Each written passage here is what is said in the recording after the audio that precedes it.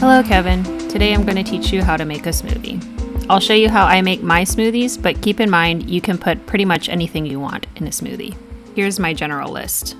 Frozen fruit, ginger, rolled oats, leafy greens, honey, milk, and juice. You also need a container. I have a NutriBullet, which makes a single serving in the cup itself. It has a max fill line here, see? And that's what I use to eyeball the ratios of ingredients. If you don't have one of these, you can always measure your ingredients some other way and make it in a large blender pitcher to pour it later. Whatever works. I saw you bought fresh fruit for your smoothie with the intention to freeze it, but just know that you can buy frozen fruit in the frozen section of a grocery store or wholesale places like Costco if you want to buy it in bulk. There's usually a good selection and even various blends of fruits that you can try out. I've mostly settled on berries, so I usually get strawberries and triple berry blends, which are raspberries, blueberries, and blackberries. I fill about 2/3 of the cup with frozen fruit. I find that scooping is easier than pouring with these big bags, so the frozen fruit acts as a binder and also replaces the need for ice. So as the smoothie melts, it keeps it thick and it doesn't separate into water and whatever else.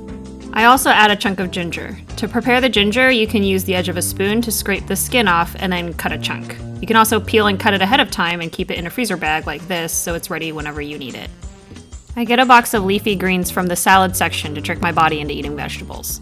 Some brands have specific smoothie greens, but I just get this super greens, which has some pretty nutritious greens in it, or something like super spinach. I usually will tear leaves with my hands so they blend a little easier. Sometimes the whole leaves will create a pocket and the blender has trouble blending the rest of the smoothie. Then I just fill the rest of the cup. I add rolled oats for more protein and fiber. Just take about 1/3 cup and add it.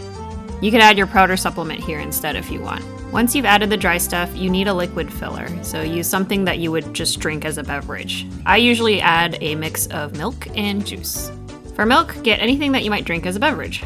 Don't get half and half or heavy cream. That's not meant for drinking just by itself. You can get skim or 2% if you want less fat, or you can use a different milk like almond milk or soy milk if you prefer. Organic milk does last longer, so it is worth getting that if you don't go through it as quickly. For juice, again, something you drink. That does not include the lemon juice that you bought. People don't normally drink that straight. That's kind of weird. I just pour about half each. You might want to adjust the ratio if you want more or less sweetness. If you think your smoothie is too tart, you can add honey to sweeten it. The honey that I had was crystallized when I recorded this video, so there goes that idea. Then when I'm done, I screw on the blending top and give it a good shake to get the stuff closer to the blade. My blender has a smoothie option, but you can just use high speed if yours doesn't have one. You want to make sure all of this stuff gets blended or you'll have some surprises when you drink it. So I just watch to make sure that the movement reaches the top so I know the smoothie was well mixed. Then take it off the blender and enjoy.